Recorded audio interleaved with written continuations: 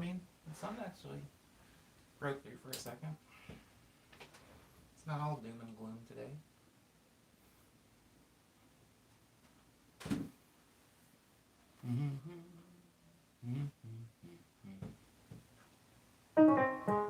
Good morning, everybody. Welcome to Morning Medley number 93. We're making our way through the 90s.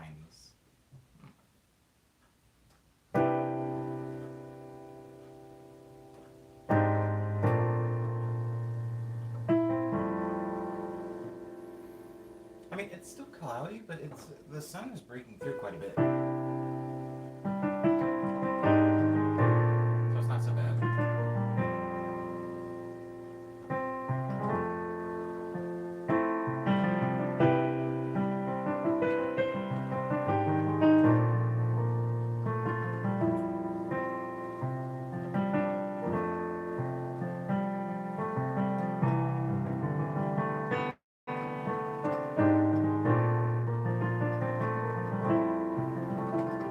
Good morning, Maddie.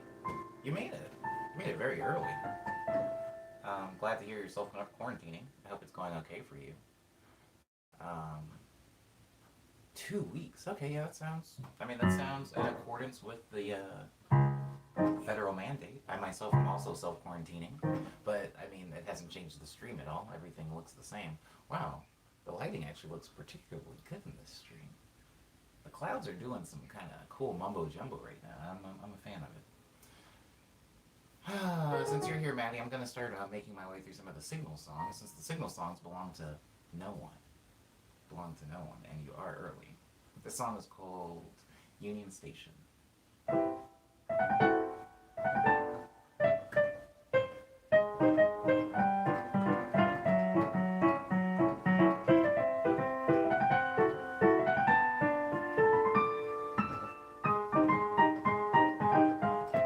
Hi, Blessing.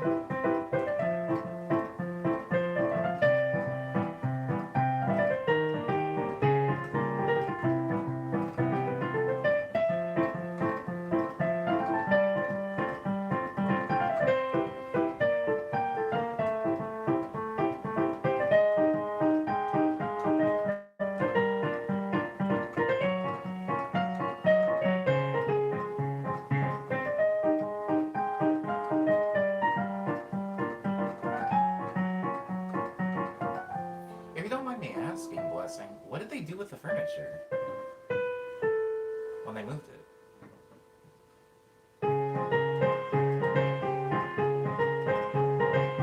Oh, mushroom. Welcome back, Mushroom Tea.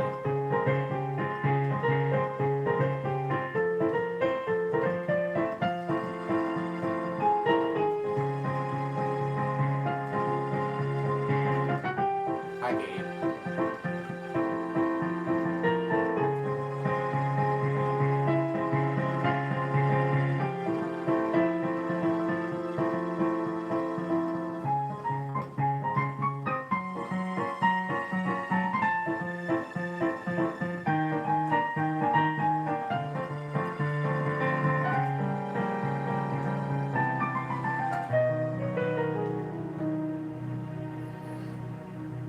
Hello, Darius.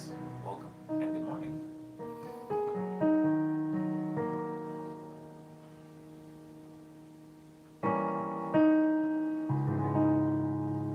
Oh, Ava, wow. Everybody came in around the same time.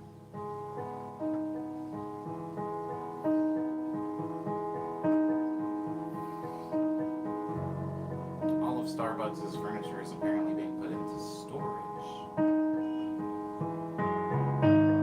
And Ava just got sent home.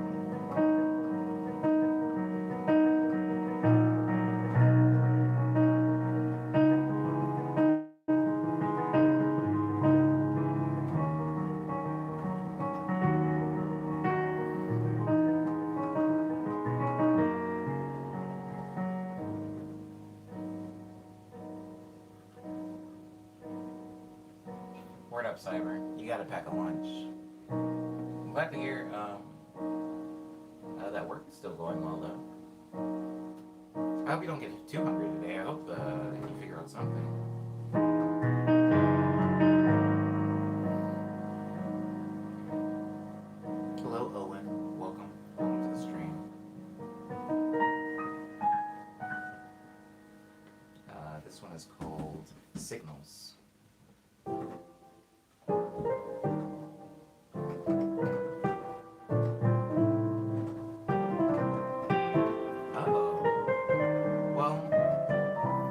not too happy about all the disease and the quarantining, but if it means that mushroom tea gets to come into streams more often, I guess that's a positive byproduct.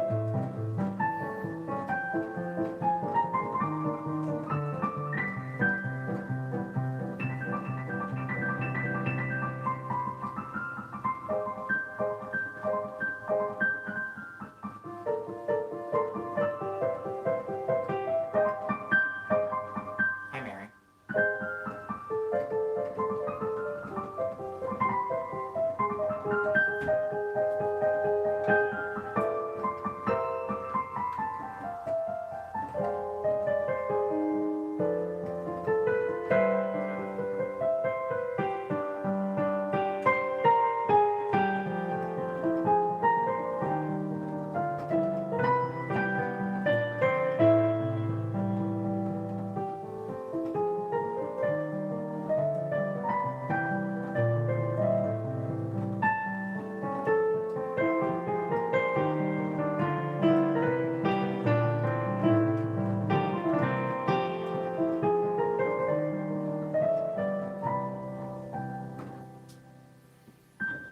That song is called, again, Signals, and it is from the EP with the same title.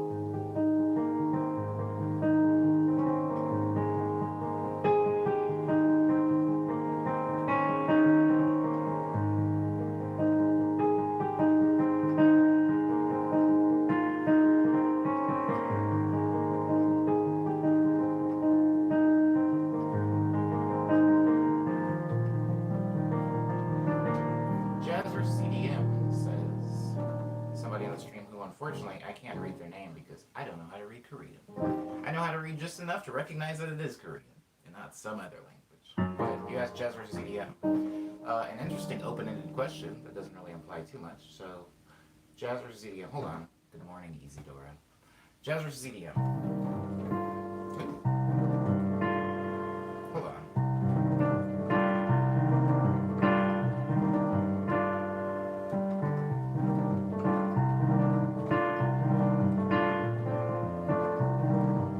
Okay, jazz versus EDM.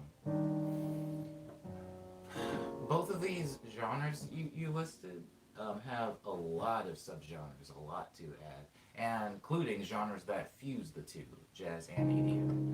It could be fused in like a lot of future bass, but I'm not going to get into that, I guess, the fusion of the two. Jazz versus EDM, I guess jazz has a lot of harmonic information in it. There's a lot of like really cool chords. Typically in jazz, I would say more complicated chords and rhythms than in EDM. So if you're somebody that likes really complicated rhythms and harmonies, maybe jazz is something you would prefer. If you're somebody that likes simpler music, simpler being like less information harmonically, EDM usually doesn't have any more than 5 to 7 chords in it and the core structure of the song. Versus jazz, which can have into the double digits, I suppose. Also, if you want to dance to music, maybe it's easier for you to dance to EDM than jazz. I don't know if this is a sufficient answer to the question because I didn't really understand the question. You just said jazz versus EDM, so I'm just talking aimlessly about jazz qualities and EDM qualities. But yeah, those are two very, very vast genres. It would be really hard to say jazz versus EDM. Am I saying bebop jazz versus big room house? Am I saying like festival trap versus bossa nova? Like American songbook jazz versus just straight up house? Am I talking about artists? Like John Coltrane versus like Chainsmokers? I don't know.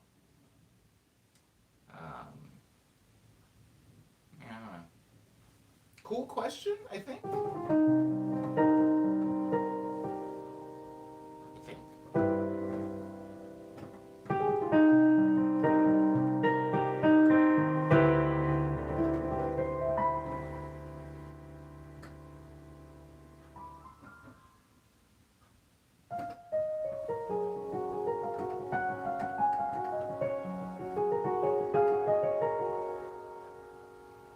That's not the right chord.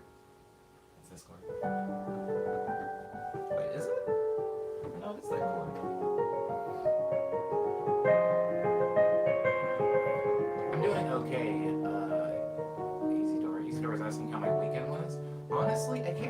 much of it. And I know it happened just yesterday and the day before, but not really much happened. I ate, I worked.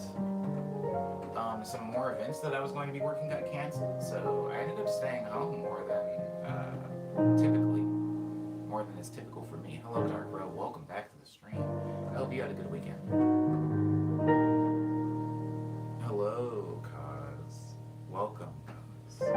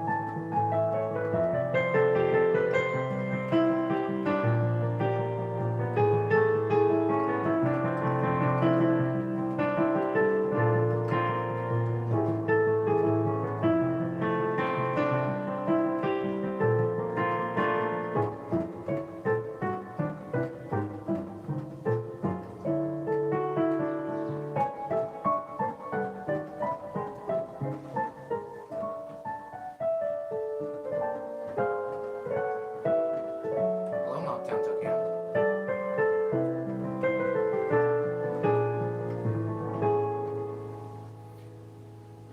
Hmm. To introduce myself, I am a, I am a Korean who became a fan after listening to your song. Oh, did you go to my show when I played in Korea by any chance? That was a really good show. Hmm. Word.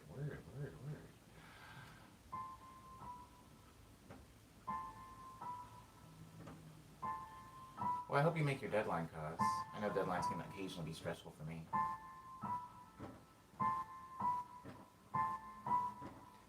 What is happening in LA pertaining to the coronavirus? Says Isidore. Nothing really. LA is supposed to close today. They're trying to decide whether they want to close LA. But I mean, kind of the same thing that's happening around most of the rest of the country. Like bars are closed, schools are out, restaurants are takeout only. Um, it's really quiet. It's pretty quiet. Granted, I live in a quiet part of Los Angeles anyway, but even the downtown area has been pretty quiet. Um, Nothing bad. I should say that I'm only experiencing a very specific type of corona effects, I guess, because I am a composer. So most of my, not all, but most of my work is created here. You know, like you're looking at kind of my workspace. The camera is sitting on my bed. Most of the stuff that I create, I do in my own home. So the quarantine isn't felt to its extreme by me. I'm not really. My life hasn't changed so dramatically. It has changed for sure. I wasn't able to go to some meetings. I had to cancel tour dates, things like this. I can't play certain shows or any shows really right now. So things have changed for me. But as far as my day to day, like work ethic, not too much has changed. The only part of it that has changed is like a lot of you guys will know, like I take the subway a lot. I go to downtown. I do a lot of walking around. Hello, Liana, and welcome. Do a lot of walking around downtown, stuff like that. So that has changed. But as far as like work, um, this is it. It's not stopping me from streaming. It's not stopping me from making new music. It's not stopping me from working on commissions. Because when I work on commissions, I don't meet half those people anyway. Hmm.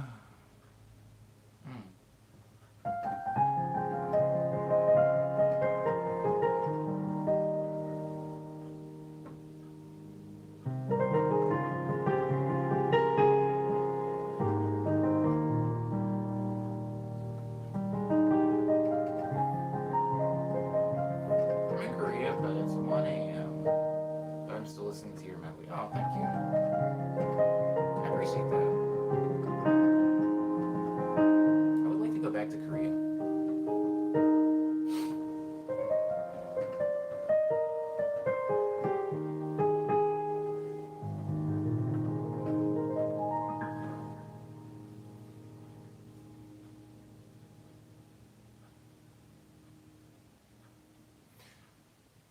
Mushroom Tea says, "How's going your month of March? How's my March going? It's going all right. It's going all right. How's yours, Mushroom?"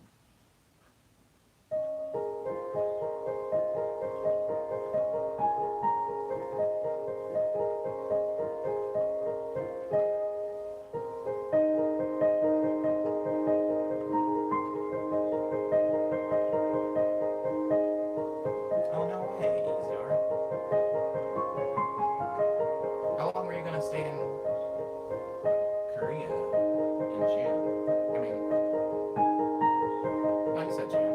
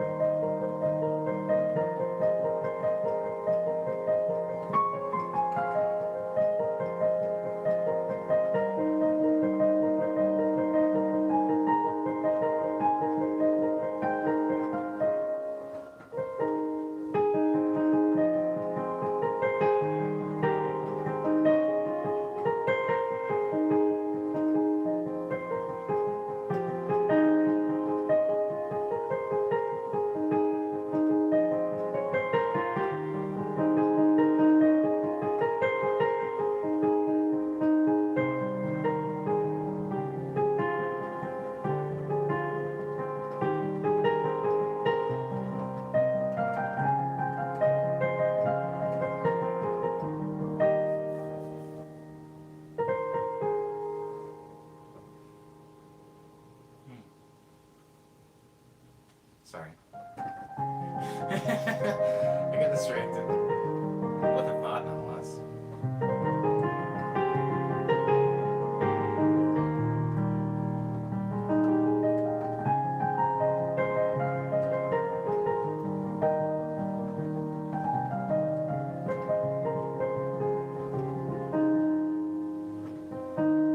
Oh, word up, Cyber. I'm sorry the signal's bad.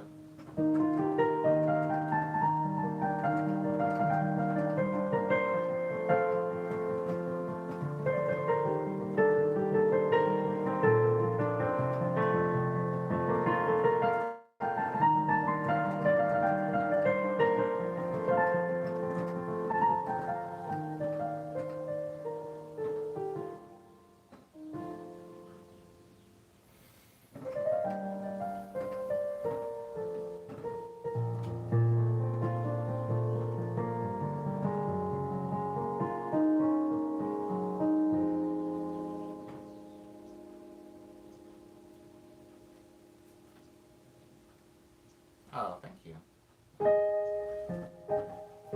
It's a very old song. There's a few songs in my discography that I actually don't remember writing. I don't remember making Bon Bon. These chords don't really make sense to me, but I mean, apparently I arranged them. It's just, things a lot happens in 5 years, and I don't remember a lot of that song. But thank you. I'm glad that you like that song. Hmm. You can, cause you may do that thing.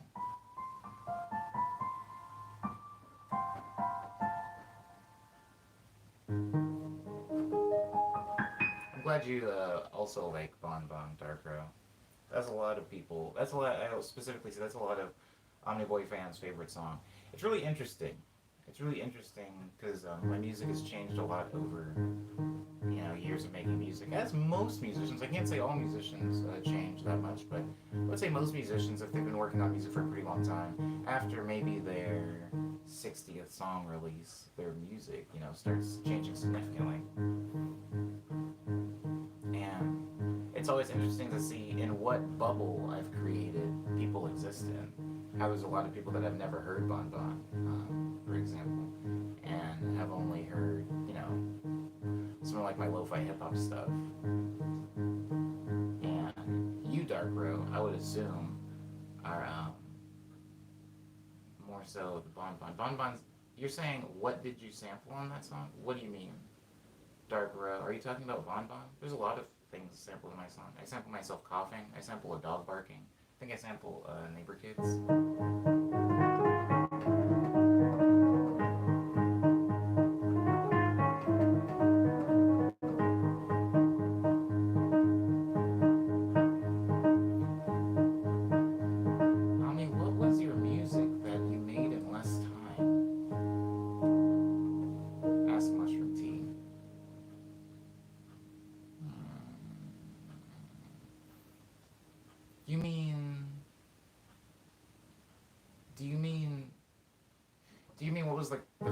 the song I made?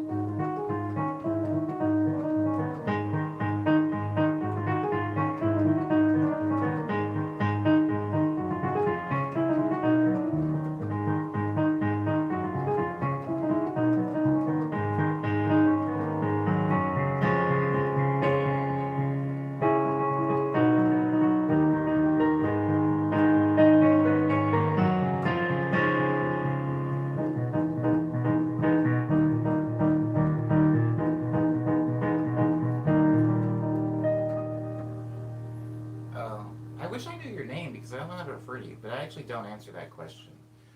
I don't just want to call you Korean. What's your name, by the way? You don't have to tell me if you don't want to. It would just help me. It would help me in referring to you, so you knew who I was talking to. But yeah, I don't answer that question. In fact, I think so many people have been in this stream so long that I haven't actually been asked that in a really long time. People just kind of know. But you're newer to the stream, so yeah, I don't answer that question. And no, it's not for Fashion Uptown Tokyo. Darker says, um, oh, the Darker's just talking about it. Word. Kaz's first song was Paprika. Kaz, have you by any chance seen the movie Paprika? Ooh. Song's writing itself. Hmm. The fastest song. No, I have not. The movie Paprika had a huge inspiration on the song Paprika. Kaz, it's an anime film. Um, it's an anime film. Um, I saw it years and years and years ago. And what I used to do, I haven't done this in a while. I might start doing this again. But what I used to do is watch movies on mute. Like I would watch them without any sound. And then I would make music just based off of the visuals and how the movie looked. And the first time I did that was with Paprika. I watched Paprika on mute. And then I made a song called Paprika. And so, like sometimes I tell people, oh, Paprika was inspired by the movie. And I was like, well, this song doesn't sound like any other music in Paprika. And I'm like, well, yeah, because I wasn't listening to it. I was just watching it. Word up, Marion. It is beautiful and very weird. I don't know if you're talking about the song or the movie, but either way, this is accurate. Definitely watch that if you ever get a chance, Maddie. I think it holds up. It stands the test of time.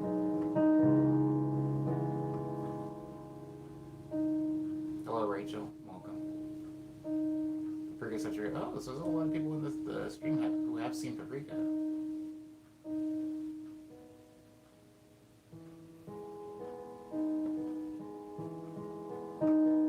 I don't know if you said your name, person, viewer, who's talking about Atlantis now, but if you did, I must have missed it, and I apologize for that. But I'm glad you like Atlantis. Bonbon and Atlantis are two very, very far points on, like, if there were a scatter plot that was my musical sound, I feel like Atlantis is way over here as a more recent song. Bonbon is down here. A much younger me made Bonbon. Not just young in age, but young in musical artistic maturity, I think. A far more infantile, immature version of me made Bonbon. And this Atlantis up here is more kind of like a mature, sadder, more experienced sound.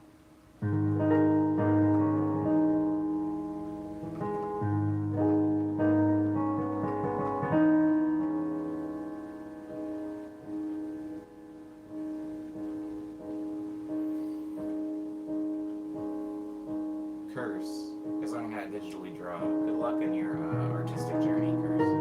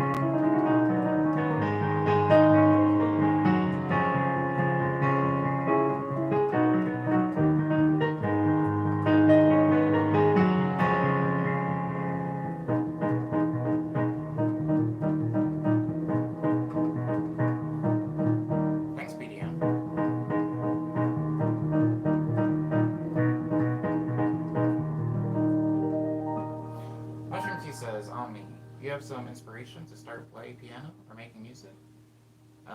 Did I have inspirations? If you're asking if I have inspiration, sure. Um, you know, I was inspired. Everything that I did, I was inspired to do at some point. Um, just curiosity, I guess, was my inspiration for music making. Curiosity and boredom. Never underestimate somebody that is both curious and bored, has time on their hands. Um, but if you're asking me if I'm inspired to do it right now, yeah, that's why I'm streaming. Those crows really are, they have a volume on them, don't they? Mm-hmm. What kind of genre do you like the most? I don't have a favorite genre. I don't have a genre that I like the most. There's a lot of songs that I like, and I like them for different reasons.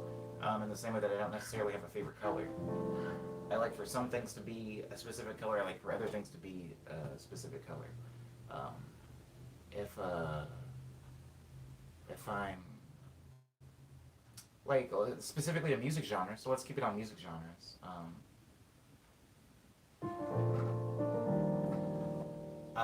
If I'm working out, I prefer to listen to a certain type of music, right? Because it fits that activity. If I'm maybe driving, I know I don't listen to music while I'm driving, but back when I did, there was specific types of music I liked to listen to while I was driving. I used to be into this mode where every single morning when I would wake up to make breakfast, I would always listen to bebop jazz while I was making breakfast. Something about jazz and the energetic kind of positive nature of it made me enjoy making food. Something about making food when combined with bebop jazz sounds was like a good combination in my brain anyway. And so I liked bebop jazz for that reason. When I'm playing video games, I would typically just listen to Spotify, my Spotify recommended or whatever, which doesn't really have a specific genre. It kind of ranges all over the place from like indie rock to, of course, jazz to EDM to a lot of hip hop. There's a lot of hip hop and R&B in there, just kind of all over the place.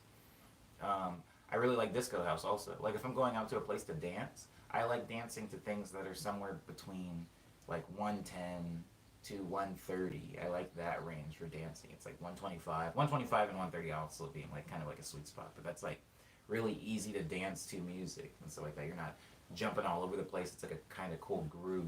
So it really depends on what I'm doing. You're asking what a favorite genre is. I don't have one, but I do actually have preferences depending on the context. Um, I hope that answers your question.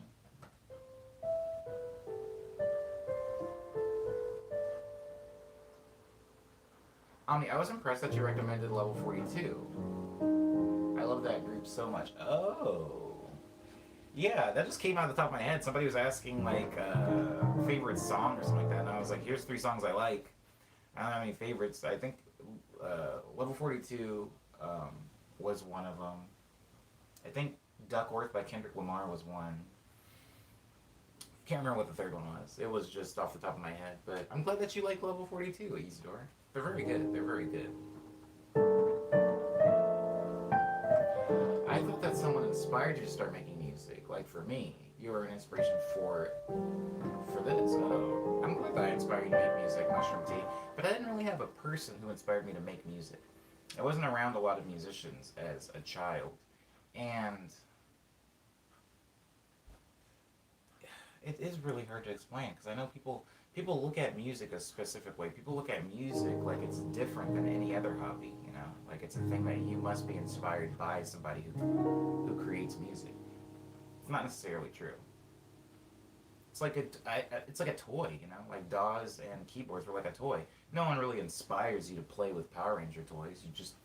They're a toy, so you play with them.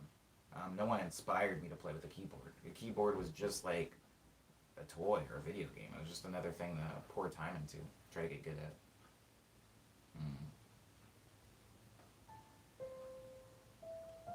Duckworth was the name of the Kendrick Lamar song that I recommended Isadora.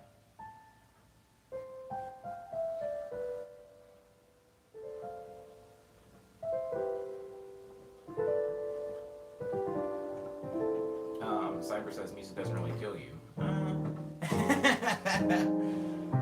It kills parts of you, but you're right in that me playing piano, my life is not at risk. I'm just playing random chords. I'm sorry. I did start playing Love Letters.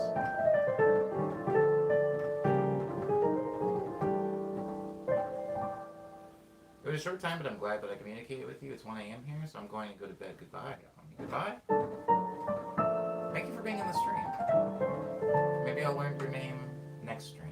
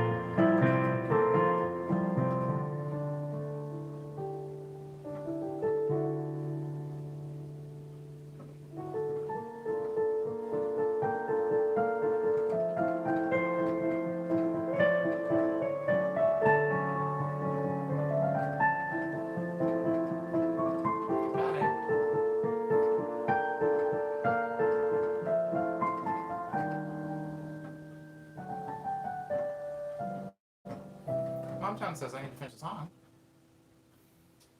But I'm so stuck on this empty space to fill with the background chords.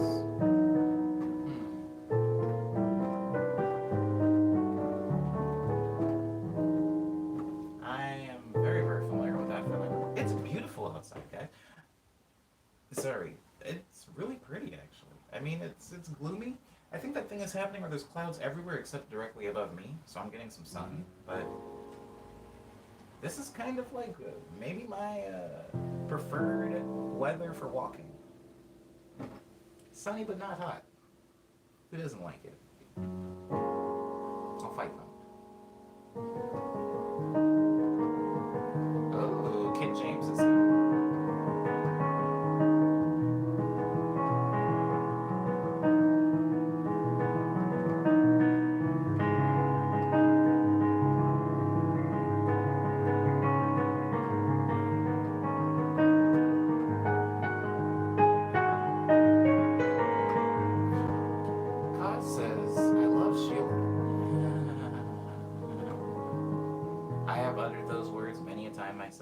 Shilling is the nickname of one of my old friends who lives in... Well, she lives in London now. At the time, she lived in a place called Leicester. I don't know how familiar you are with England or the UK at all, but these are cities in the UK. She was a foreign exchange student at ASU when I was still living in Arizona, and I thought I loved this person. I do still love them. Different love, different love, different love. Different love, different love, different love, different love. But they went back home to England, and then me and all my friends went to go visit her, and get to the point on me, get to the point. Oh, the sample of the voice that sang Train Stops on Shilling is her. She's the voice on that song, and so I named the song after her. Wouldn't be the first time I've done such a thing, and honestly, it probably won't be the last. But yeah, the lore to Shilling is that there is a list of train stops that she takes to get to work, and I am obsessed with trains. I love trains. So when I went to go visit her, every single time we got to a stop, I would like sing the name of the stop, and I would try to get her to join me, and she would not. She would not do this. But you know, years later, I was like, hey, can you like say all the names of the stops and just send me the like a sound file of you recording your voice saying it? I want to put it in a song. And I did so, and I named the song after her, and that is the lore on Shilling. I can't remember why I call her shilling. I think just because she's British, and I think like it wasn't a shilling like a British currency thing. I don't remember why I call her shilling. She's very very nice though. She's very nice. She's mean, but like a good kind of mean, you know. This one's for you, kid.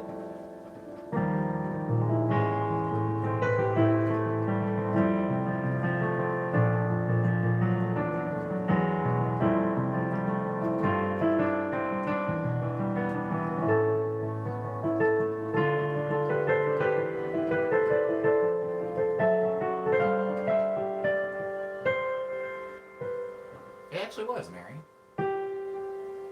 It actually was. Thank you for recognizing that.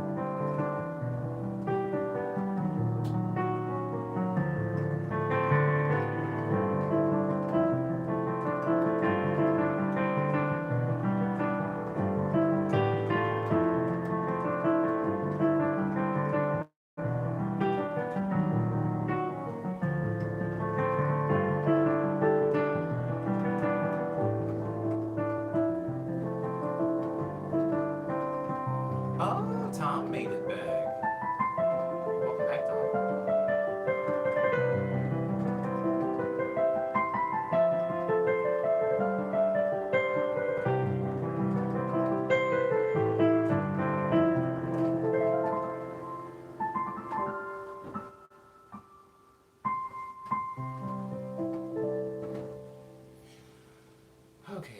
Okay, okay. Um, when I was in England, Shilling took me to. Shilling was going to uni in a city called Leicester, which is also where she lived. She had a roommate. I don't see why that's important for this story, but she took me to a thing that her school had kept called a paternoster. Paternoster. I might be mispronouncing this. If so, I'm sorry. But it's just like an infinite elevator. It's like an elevator that never stops moving, and there's no doors. It's just like you like go and you stand in front of like basically a big hole in the wall, and the elevator comes and you have to kind of like step on it while it's still moving. Sounds really dangerous, and I guess it is if you're stupid. But I guess I'm stupid because you're supposed to get off before the top floor. Because what it does is it's all one thing. Like if you stay on the elevator, it gets to the top and then it goes like this and it comes back down. But when it goes up here, you go into this really weird room where you can see like gears and stuff that are like making the elevator work. You could just like reach out and like yank stuff if you wanted to. If you wanted to die. If you wanted to like possibly kill yourself. But everybody knows this and they get off at the top floor. I mean, there's no reason why you would need to go, you know. It's almost like taking a bus to the last stop and waiting for it to start going back down the route. There's no reason why you need to do that. You can just wait for it to come back.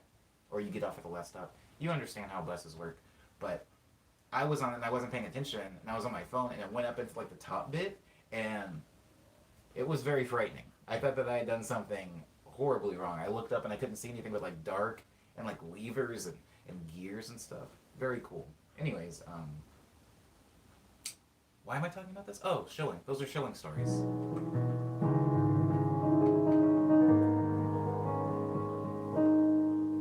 I don't know if the Paternoster is still in service, but it was at the uni in Leicester, which I don't know what the uni at Leicester's called. Leicester Uni? I don't know.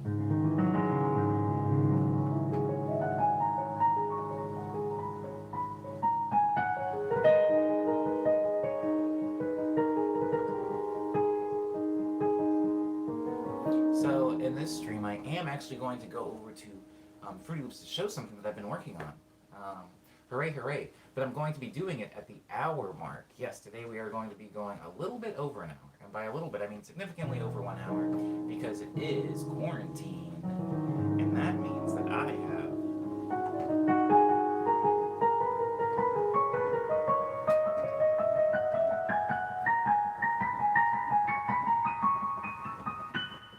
a lot of free time. Quarantine stream. That's right, Maddie. This song is called Flight Plan.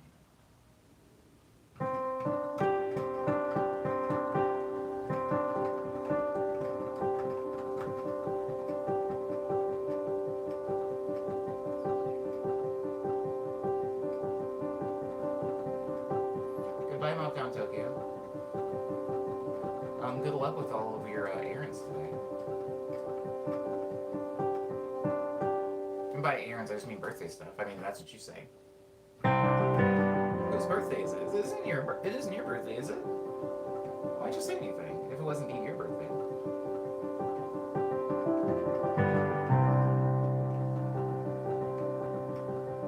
Wow, happy birthday, Mobtown. Wait, hold on, Mobtown, hold on. I'll do it. It'll take me a second, but I'll do it.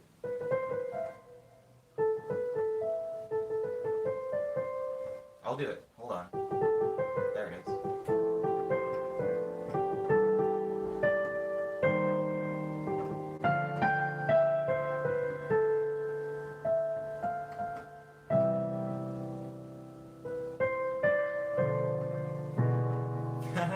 Ooh.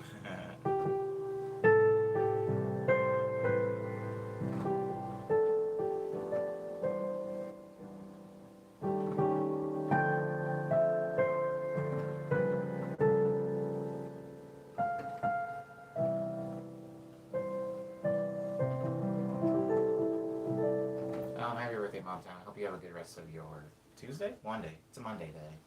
It's Monday for me anyway. I will. Oh, thank you everybody in the stream. Yeah, hopefully Mobtown has a good one.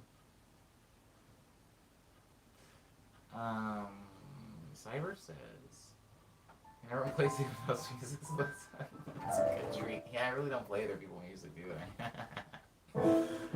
I feel like a birthday only has to come once a stream. Oh, Flight Plan says, Gus.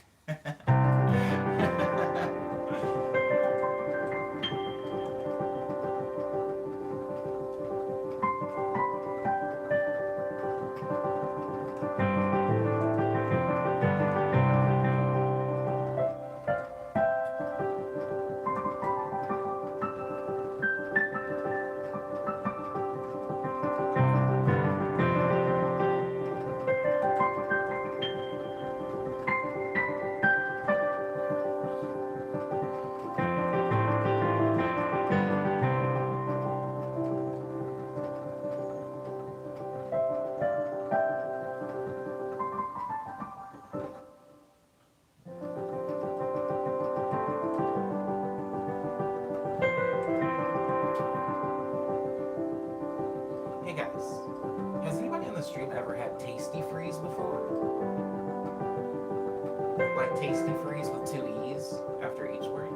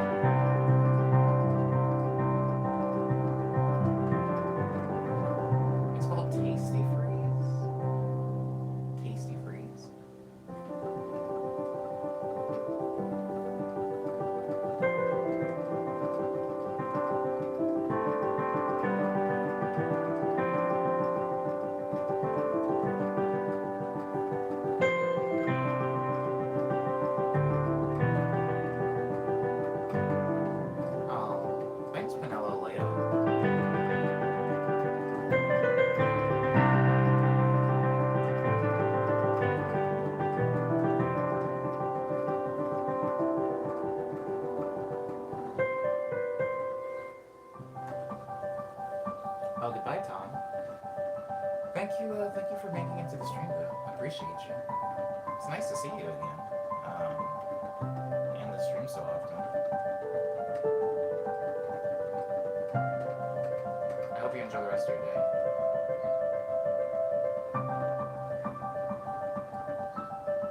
Yeah, Tasty Freeze. You know, I knew Cyber would know. I just had a feeling that Cyber would know. And I almost said it, but I didn't want to be wrong. I didn't want to say Cyber knows what I'm talking about confidently and then be wrong. Thanks, Tom Wayne. Ooh, I like the little emoji that comes with it. Little dancing booger man. Please enjoy the rest of your day, Tom.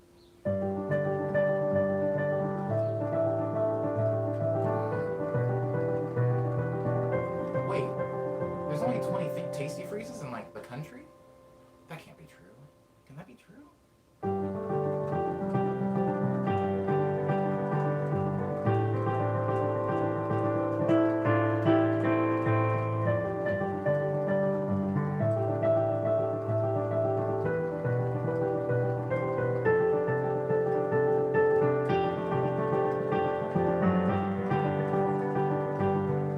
That's so sad.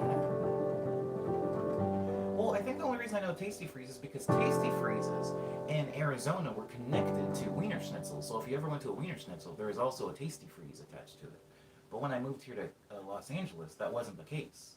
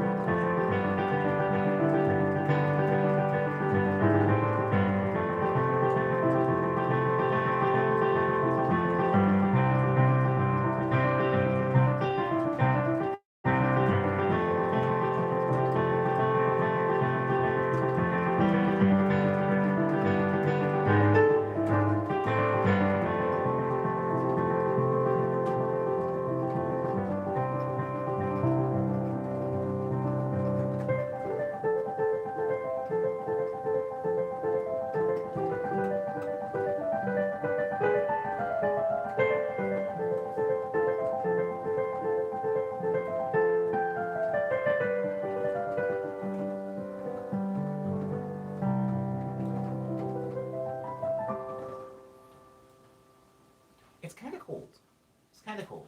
I'm not wearing like pants or sleeves, so I'm gonna go ahead and pull the window close a little bit. Only 23 Tasty Freezes left. I guess it's just a relic of the old world, the old guard.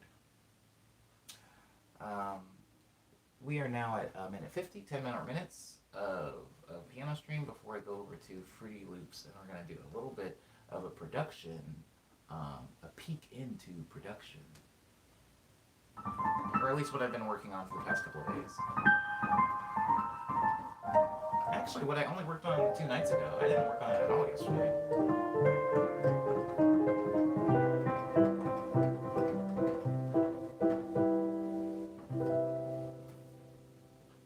Everybody's a couple of hours or a few hours away from the nearest Tasty Freeze. I guess if they're evenly distributed around the country, we're all just a few hours away from at least one Tasty Freeze. But I don't think they're evenly distributed, are they?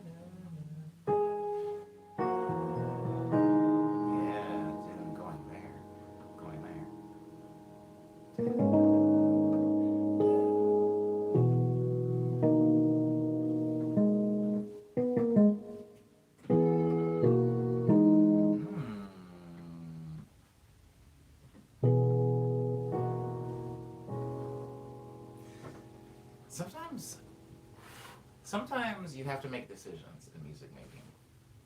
Um, Sometimes you have to make decisions in music making, and I'm not very good at it. So a lot of times, if I'm trying to decide between two things, I'll just do the first thing first and then the second thing second. I'll just like repeat, and I do like, but I also like.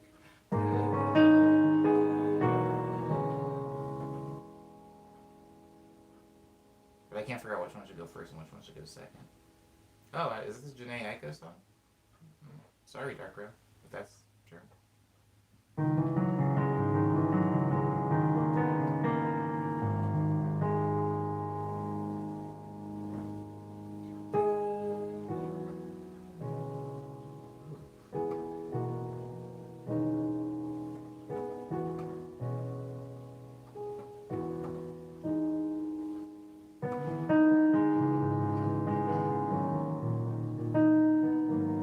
Oh, that's way better. That's way better.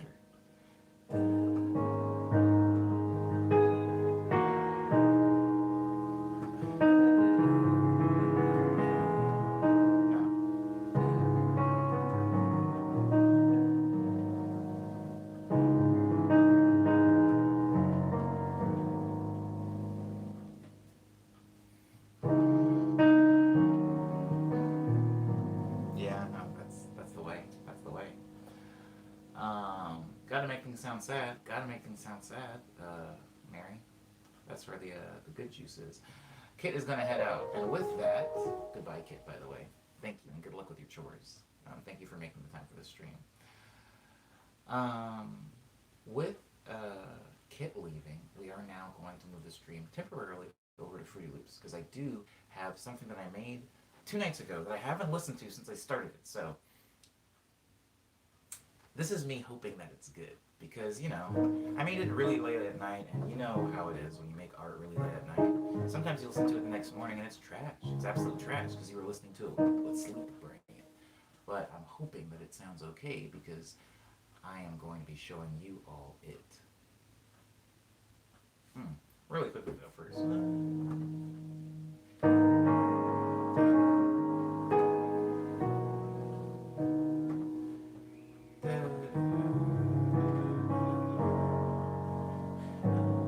Very good. Very good. We love it. We love to see it. Okay. Hold on.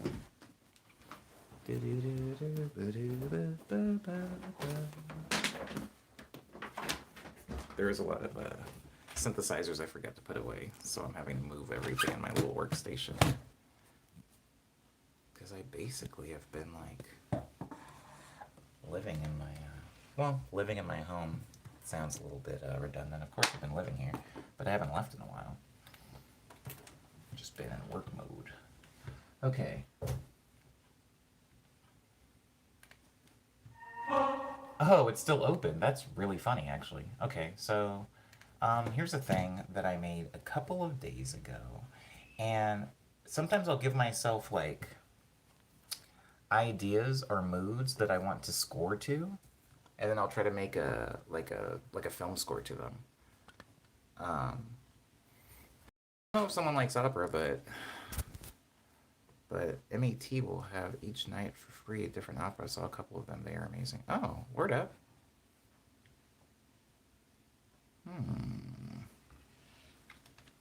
Okay. So, oh, wow. I don't need to update line. I really don't. This is what it looks like. Oh yeah, I was giving myself a mood to score, and I was like, I want to do like the witchy mood. I was thinking like witches and goblins and stuff and wizards, and so it's like a test score, which is like pretty important. If you're somebody that does a lot of scoring of, hold on, what the heck is this? What the heck is this? If you're somebody that does a lot of scores, oh, I see what it is, and I'm going to mute it. If you're somebody that does a lot of like film scores or whatever, sometimes it can be a good practice. Or if you even don't do a lot of film scores, but that's something that you want to be able to do, it can be really good practice for you to just come up with ideas in your head, like, oh, what if this is a scene that a big sword fight is happening in, and then score it yourself, because it can kind of like work out the muscles that you would need when people actually do approach you with work. It can kind of make it so that you're not completely inexperienced. And I know like you're making up your own scenarios, right? So it's maybe not the best work experience with working with other people and people who are going to be commissioning you. But it's just kind of like one of those things. It's like, think of it like musical flashcards. If somebody's like, we need a score for like a weird goblin cave or something weird like that. Oops, nudu isn't a word. Um, we need a score for a goblin cave, or we need a score for this like heartbreaking love scene.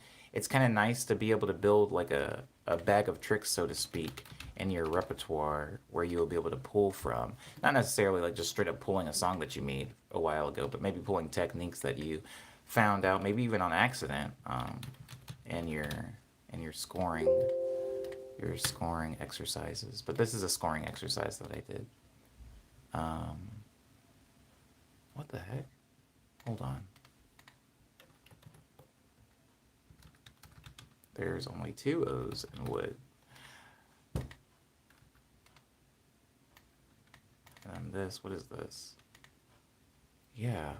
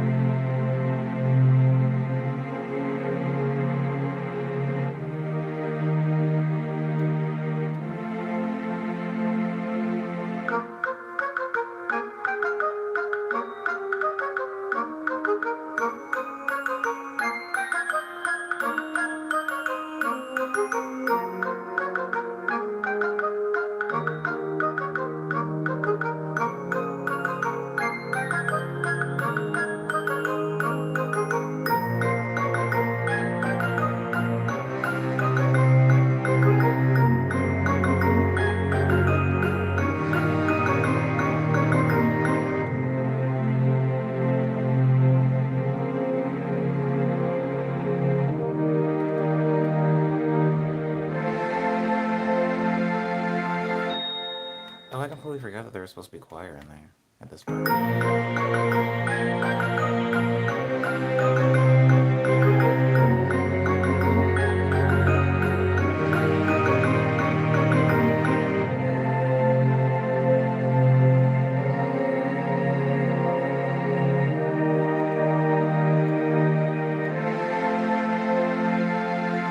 I'm trying to get better at like the obviously the the melody line. I mean, this is the melody line. The English horn just repeats itself.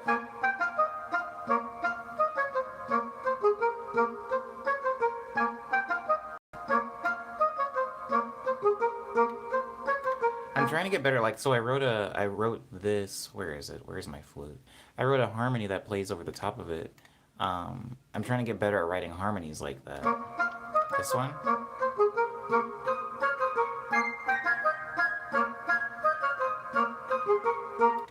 I think that I think that putting the glockenspiel with the flute, as they're paired right here for that harmony, works really well.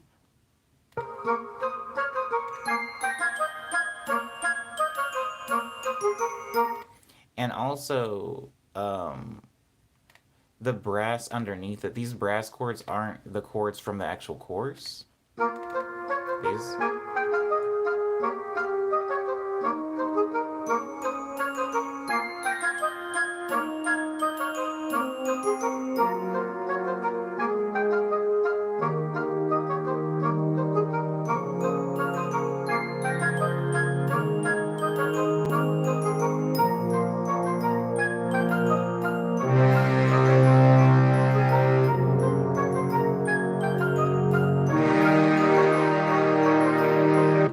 alarms are really loud there, but that's because I haven't automated the volume for them.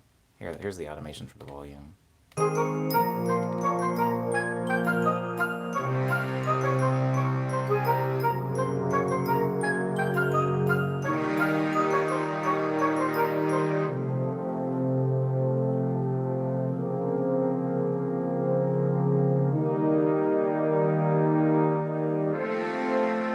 Thank you for that, Mary. Thank you. I actually really appreciate that. I appreciate your comment too, Tom.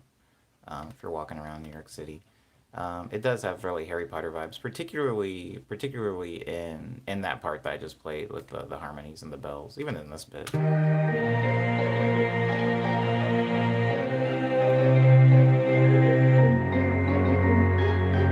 I think the trick to that, like obviously, like since I talked about giving myself score exercises, I think the trick maybe to the that like Harry Potter sound obviously is the type of bell that you're using. Like a glockenspiel has a very like snappy quality to it. Let me play a sample of that. The glockenspiel has a very like percussive bell sound, right? You can like hear the hitting. But there's another type of bell called a Celesta bell that has a very like dulcet quality where I mean it's dampened or dullened. Dullened? I don't know if that's actually a word. But I'll play an example of the Celesta bell and you'll hear the difference. This one. It sounds like dampened.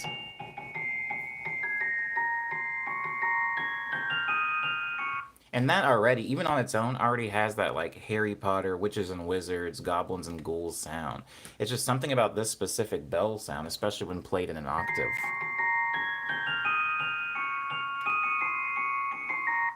And so if you like put it with pizzicato strings, it does the same exact thing that the bell is already doing because it gives it that percussive quality.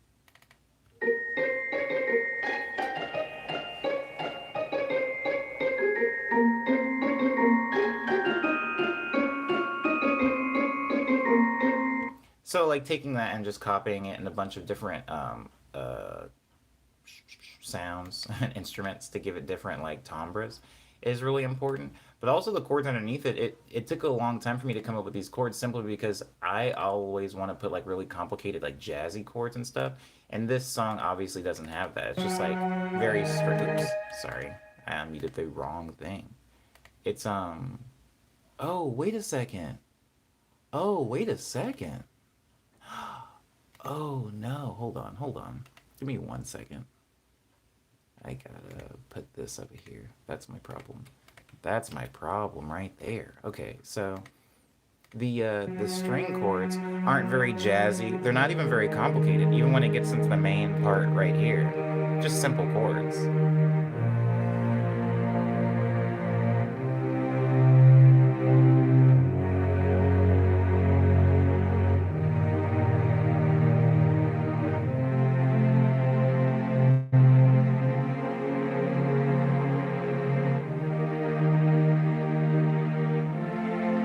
Very, very simple chords. And so putting that, like the very simple progression, but on top of the complicated or complicated bell and glockenspiel and pizzicato string is what that kind of Halloween mystery magic vibe is.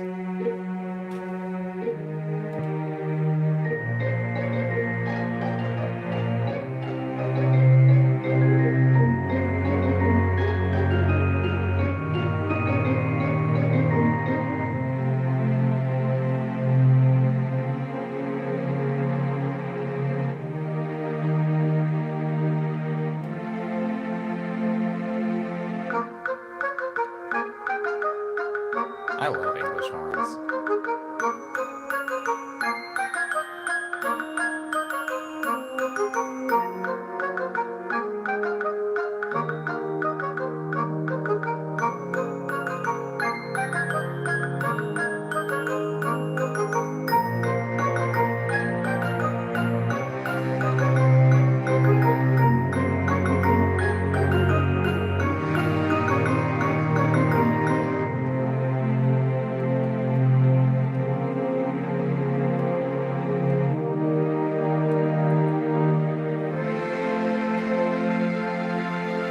Obviously, I have to put some other stuff in here because the melody just straight up like drops off at this part.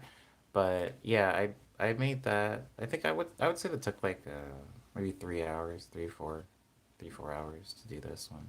So I'll finish it eventually. But again, this is just an exercise. This isn't like a song that I have that I'm gonna release or anything.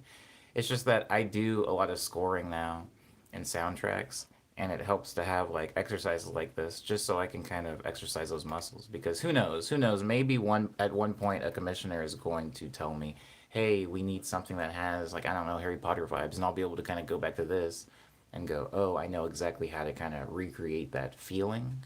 And who knows, even when that happens, maybe in the future, maybe I'll even have a bigger bag of tricks. Um, so yeah, that's that thing that I made a couple of nights ago. While I have all of us here, I am going to open up House Romp, I think is what it's called. Holy crap, sorry, hold on. I gotta figure out what this is really quick. Do I save? Yes. Thank you, Cryptogenic. I really do appreciate that. I like your name, by the way. Cryptogenic. Very cool. I think it sounds so cool because it goes from more benign, cheeky feel to a dreadful foreboding vibe. Wow. A very, very excellent and far more complex analysis of my music than maybe even I was able to make. Thank you, Mary. I think that it was kismet. It just kind of happened naturally. I wasn't actually trying to do that, but I'm glad that that worked. Oh no, screw this. I'm not gonna play this. Sorry for the fake out, guys. That's for a video that I have to make soon. This bit. Hold on, this bit.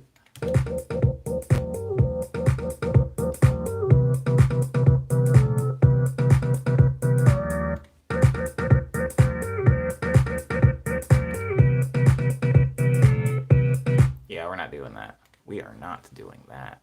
But I will go over TalkBox again because TalkBox has come through some recent changes. We're not saving that. For those of you that don't, I mean, it kind of sucks that I have to save these songs under names because these are not going to be the final names of these tracks. But some of you may remember TalkBox. That's the song that has the jazzy scat vocals in it. Um, that song has had some recent changes. It also has gone through some weird evolution simply because I hated it. I started to hate it, and so I had to take a break from the song just to make sure I did truly hate it and that I wasn't just getting tired of hearing it. Um, I should write dungeon music, Mary. I think I would be actually really good at writing dungeon music. It's kind of weird because my skill set is like nonsensical because it's like obviously writing songs like this is not doesn't sound like Harry Potter at all. It's just I try to stay somewhat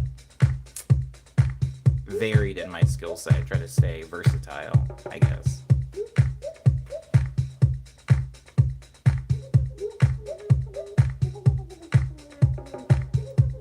Forbidden music.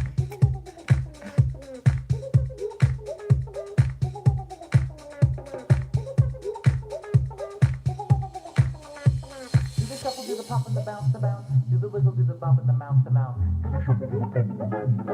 Remember, these are the scat vocals. Do the shuffle, do the pop and the bounce, the bounce. Do the wiggle, do the bop and the mouth, the mouth.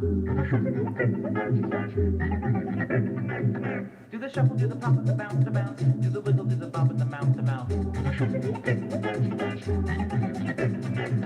Do the shuffle, do the pop and the bounce, the bounce. Do the wiggle, do the bop and the mouth, the mouth. Do the shuffle, do the pop, do the shuffle, do the pop, do the shuffle, do the pop, do the shuffle, do the pop, do the shuffle, do the pop, do the shuffle, do the pop, do the shuffle, do the pop, do the shuffle, do the pop, do the shuffle, do the pop, the bounce, the bounce. Do the wiggle, do the bop and the mouth, the mouth.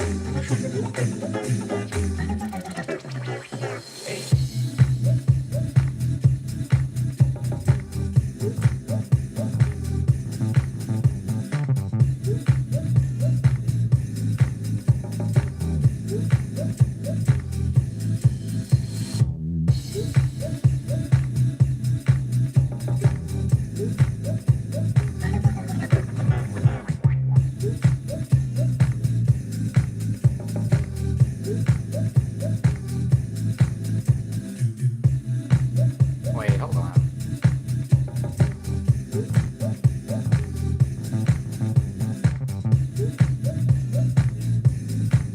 Oh, there we go.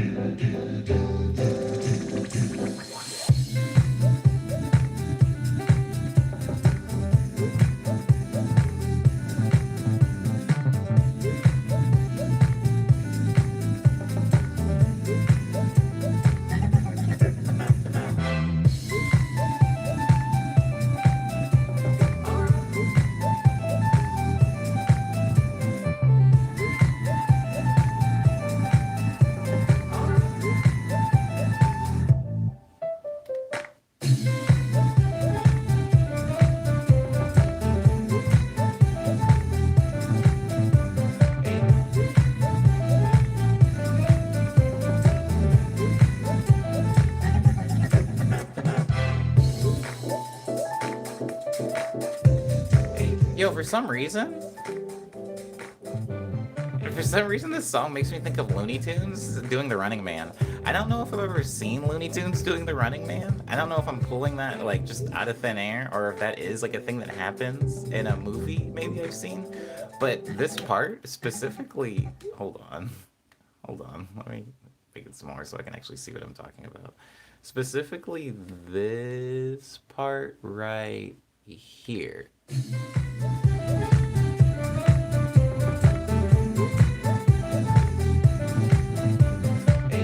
For some reason, I see Looney Tunes doing the Running Man in that.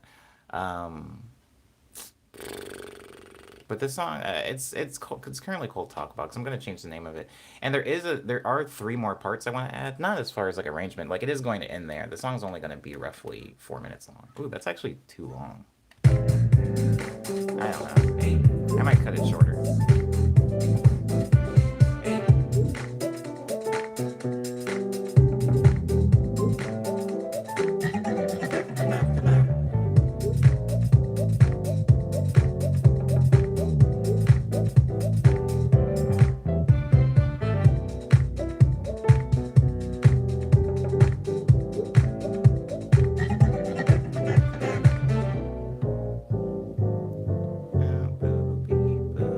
Okay, wait, the A's isolated?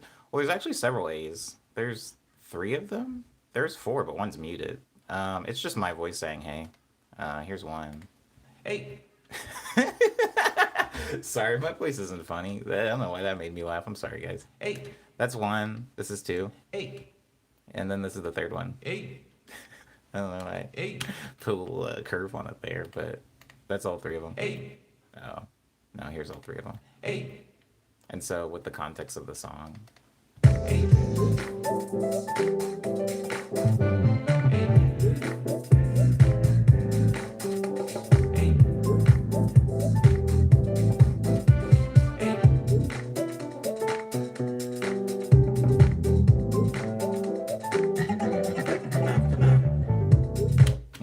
It's just my voice. It's just my voice. But there's like 3 more layers I want to add to this, and I know exactly what the layers are. One of them is going to be really hard to get because I need one of my friends to record it who lives very far away and doesn't have a studio, so I'm trying to organize something where they can go over to someone's house and record a thing. Yeah. Word up. Send me back to Canada, please. Send me back to Canada, please. Minutia in this song. Let's talk about a little bit of minutia before we move on to the next song. Minutia bit number 1. This brass stab. Right. Where is it? You'd think with me being this organized, it'd be easier to find things. There it is. Right here. That, oh, let me turn off follow. It's actually cut off. You'll notice it has a bigger tail on it, but I have it cut because I don't want to interfere with this bass note that comes right after it. So the bass and the brass together sound like this. A wiggly note. And the context of the entire arrangement.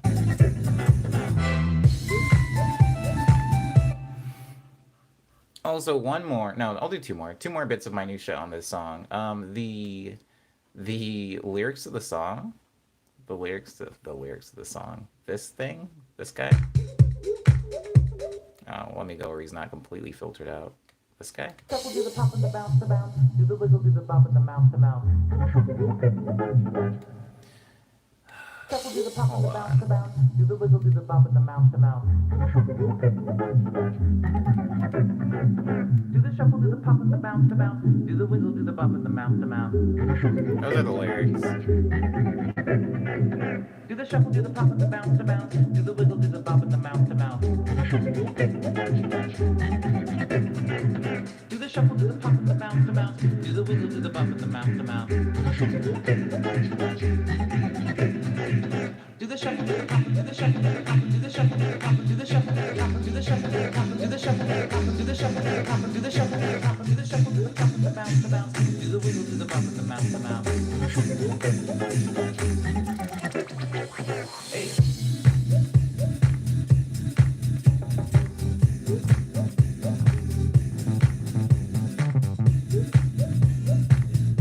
See, I went through so many phases of hating this song, but I think I like it again now, so I'm not gonna delete it.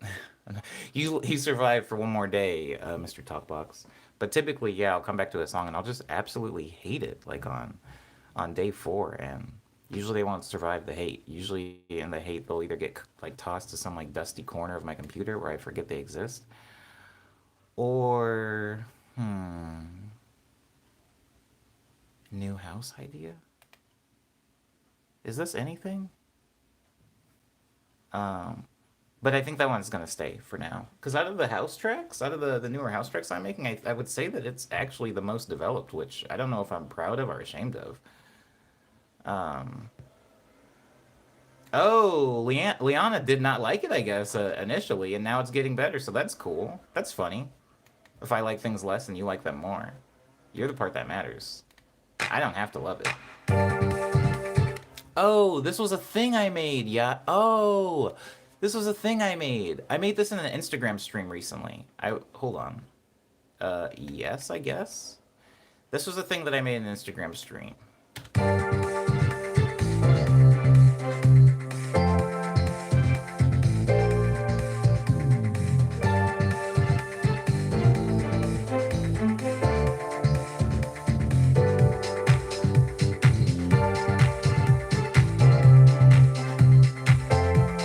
It doesn't really go anywhere, but I'm gonna dissect 3 parts of it. Here's the string stabs that are happening. Here's the bass line that's happening.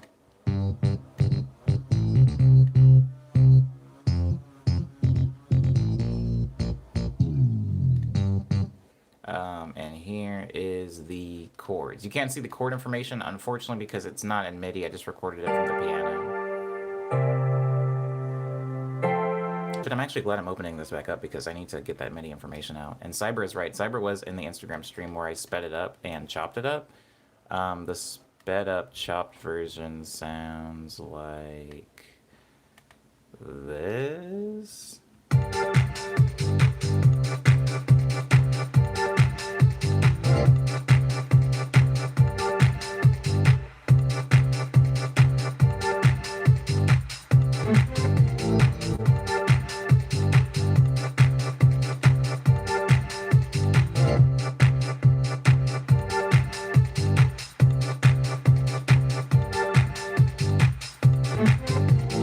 I think that it's just important to be able to make. I think that's important because, like, obviously, this is not really a song. Is this a song? No, this isn't a song. Am I going to release this? Probably not. But this was a thing I made in an Instagram stream. And much like my scoring things, much like my little Harry Potter thing, it's good to be able to get into the habit of making something like this, maybe once a day. I mean, maybe if you're a really busy person, maybe not once a day, maybe twice a week, maybe once a week, maybe even just twice a month. It's good. Well, maybe more than twice a month. It doesn't matter. The frequency doesn't matter, but it's good to be able to make things like this semi-regularly because making, like, if somebody just heard this.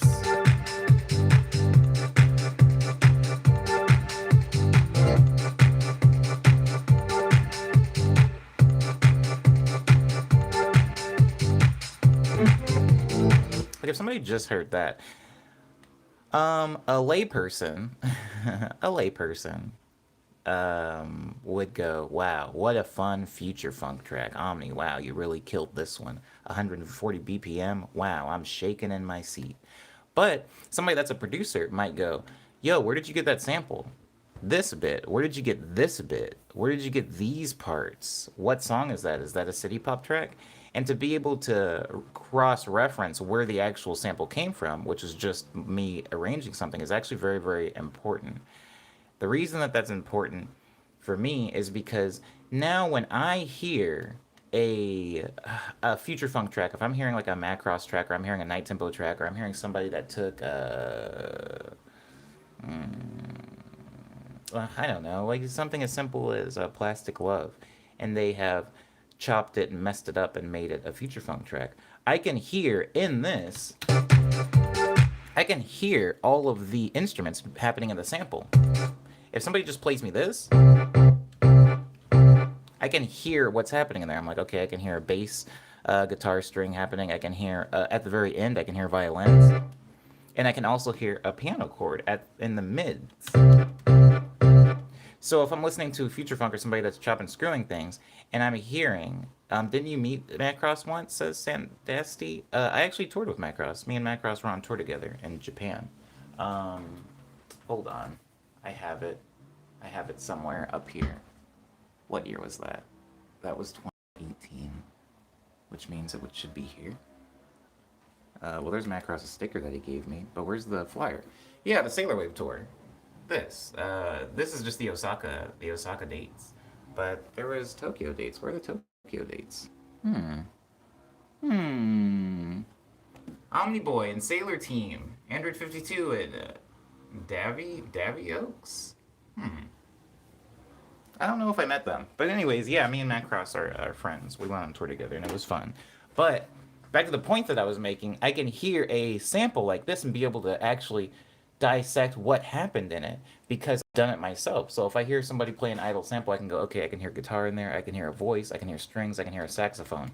And then I can actually make that same sound or one very, very similar from scratch because, well, because I've actually done it. But I do like the way this sounds. But this is just an exercise.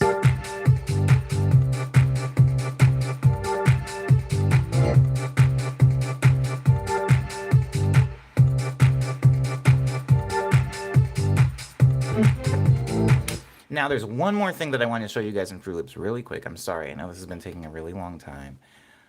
I can't apologize enough for that. I know you guys have busy days and a lot of stuff you got to get to. But there is a... Well, hold on. Well, hold on now. No, sorry, I got distracted. Okay, so there's a song that I have in here. It's untitled, but I have it saved under the name Bossifier, which is hilarious. It's hilarious even out of context. Oh, this is gonna take a minute to open, isn't it? Oh, thanks, Maddie. I appreciate that. I appreciate you too, Cause. Thank you guys for being patient. Um, this is a part of music making that takes a lot of my time and that I enjoy a lot, but I never really know how that looks and feels to other people. Sometimes it can be boring, so I always feel a need to include a expository apology whenever I dive into Fruity Loops. Okay, so this song is the Bossifier song. Within the first few seconds, a few of you will recognize the song, some of you won't, and that's fine.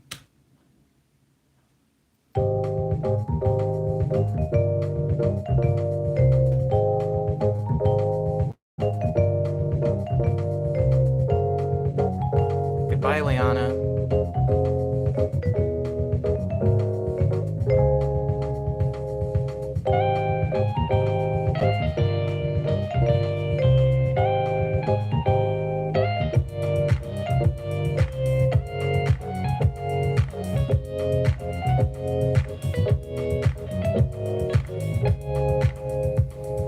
Now, I changed the vocal processing in this track. Now, I don't actually have a saved version of the earlier vocal processing, so I'm just gonna kind of try to recreate it for you guys right now. The earlier affected vocal processing, and it was. I let you down. Wow, I can't get it, but this is close to what it was. I let you down. I guess you're not alone. Oh, there we go. Falling out of love. They're really loud right now, but just Can I go? Can accept I go? that Can part. I go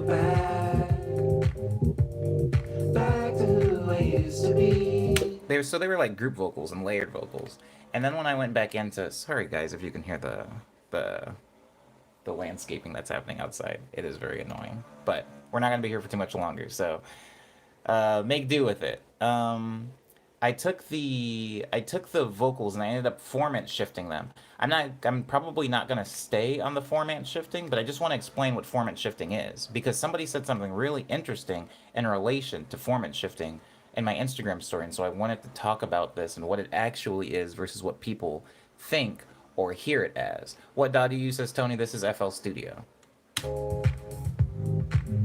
I let you down. So this is a formant shift. I guess you're not alone. Falling out of love.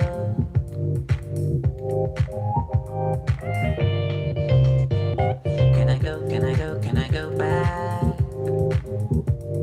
Back to who I used to be. Can I give, can I give, can I give back all the love you gave to me? We'll keep searching for somebody to believe in.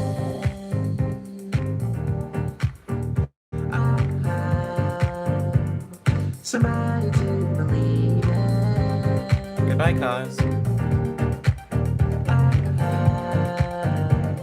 Somebody to believe in.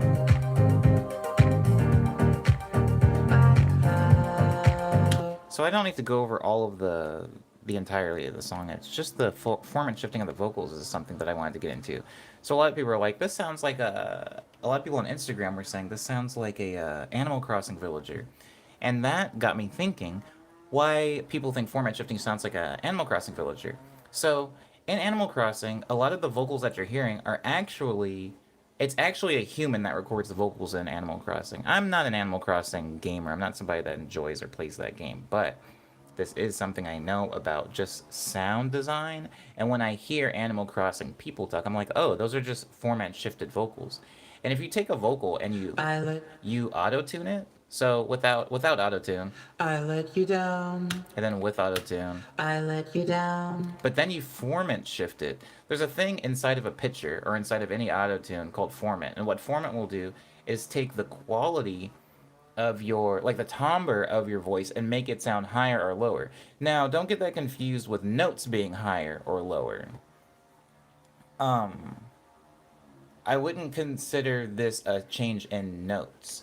This is a change in format. So notes, you can kind of see the notes that I'm hitting. You down. You know, D, it says D sharp and then F. I let you down. But you can take this shift. I mean, here it has it like as if it's a gender, like one side being a woman and then one side being a man.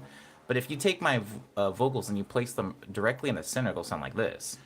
I let you down. And that's very much my register. That's how my voice sounds when I sing. I'm going to go to a different part of the song, though. Hold on. I'm going to go to... We'll keep searching. Oh, I'm going to go here. Somebody to believe in. Okay, and then if you take the format and you put it all the way to the right, you'll end up with a sound like this. Somebody to believe in. It's the same exact notes that are being hit, even in the same exact pitch and key and everything like that, and the same register on the piano. The difference is the timbre of the voice. It's changing the timbre of the voice, or the format is being shifted to sound higher or lower, and that's just kind of making things a little bit thinner. And this, it's represented by having a woman on one side and then having a man on the other side. Somebody to believe in. And that might be recognizable if you listen to a lot of EDM, especially in like, I would say maybe the years 2016 to present. A lot of people will sing a song and then they'll have another harmony vocal pitched down via a format to sound like this.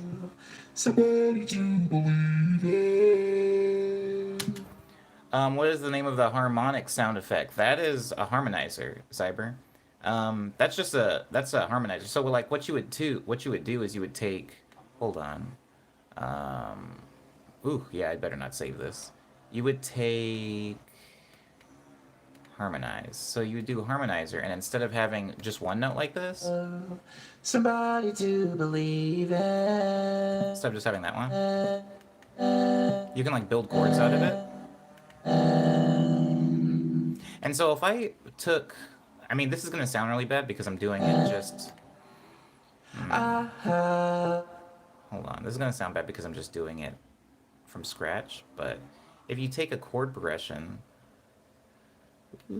somebody to believe, and you just say, here's one chord, here, here, here, here, and then here's another chord here, here, here, here, here, and these are gonna sound really bad, but they are chords, and that's all that matters for the example I'm trying to make.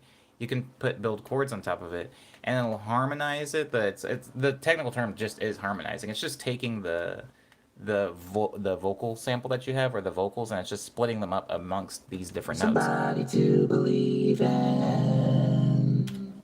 And so you can do that, and you can like pull them up higher. There's somebody to believe in.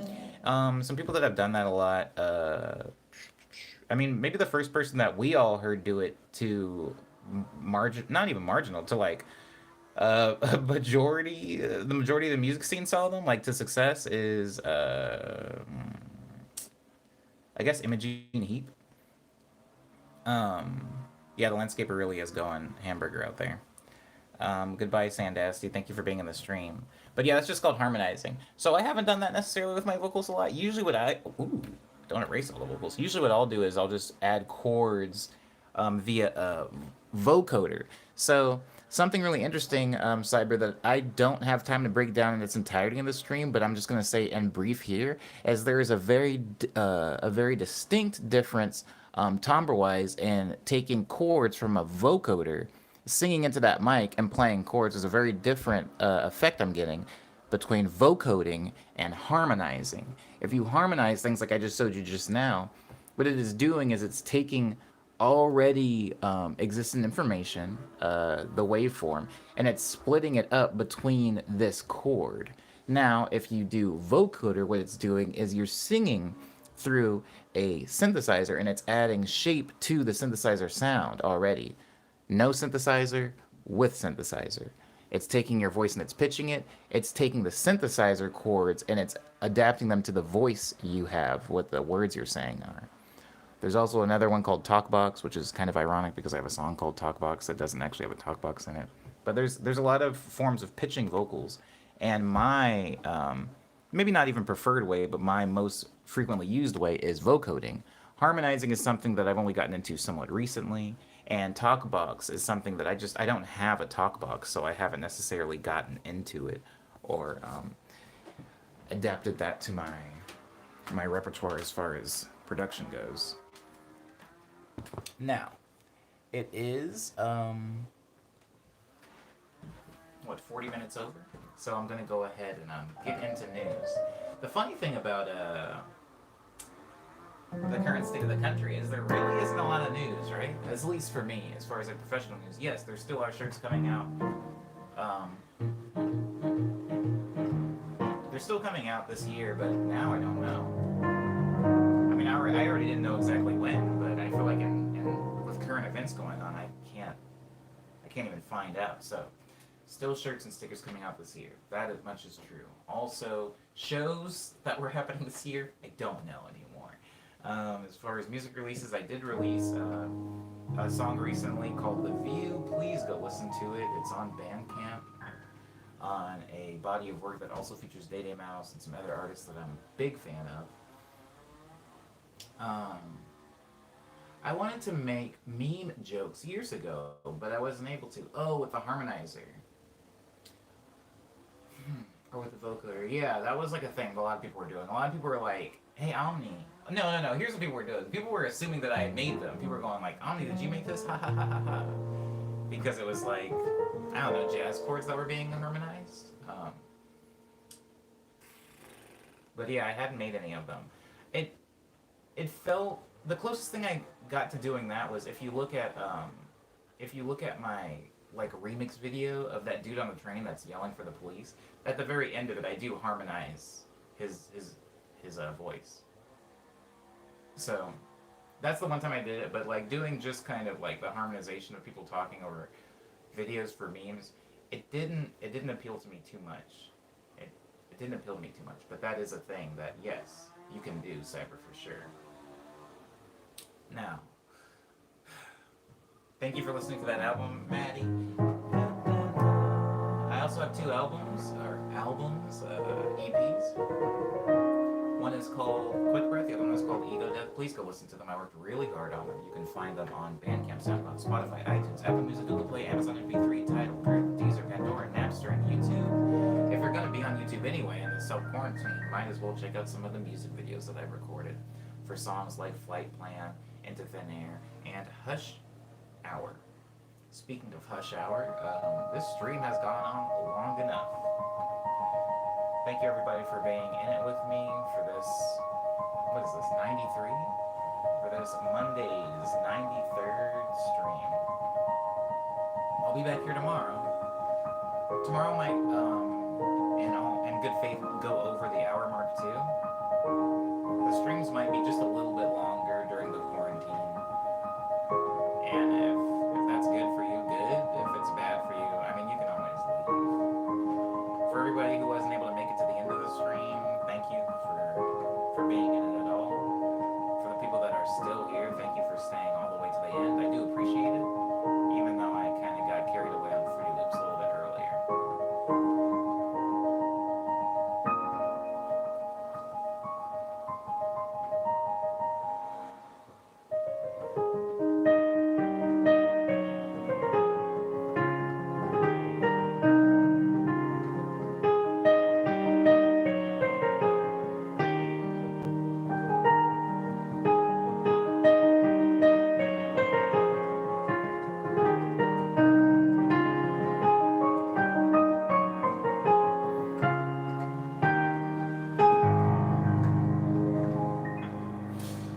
Thank you everybody for being respectful to me and polite to each other. This was Morning Medley 93. I'll see you guys tomorrow for 94. Hello.